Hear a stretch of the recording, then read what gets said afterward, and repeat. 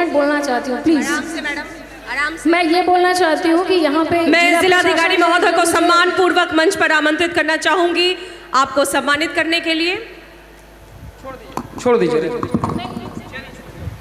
एक सेकेंड, नहीं, ये it's not good and you are not doing good with मी।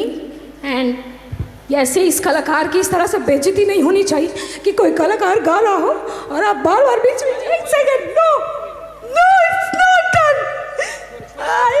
मैं गाने के लिए मर नहीं रही हूँ, बहुत सारा बच्चा मेरे पास गाने के लिए। No, it's not done. यहाँ के जिला प्रशासन, आपने बहुत ही गलत किया, बहुत ही गंदा एक्सपीरियंस है मेरा। 10 साल बाद यहाँ की बेटी को इस तरह से सम्मान दिया, बहुत गलत किया। इसका न्याय थावे वाली माँ करेंगी, मैं बोल के जा रही हूँ आज। Thank you. एंकर से लेकर के सपोर्टिंग स्टाफ तक सब लोगों को प्रणाम। बहुत बहुत खराब सपोर्ट रहा, धन्यवाद। पर्यटन विभाग, जिला प्रशासन।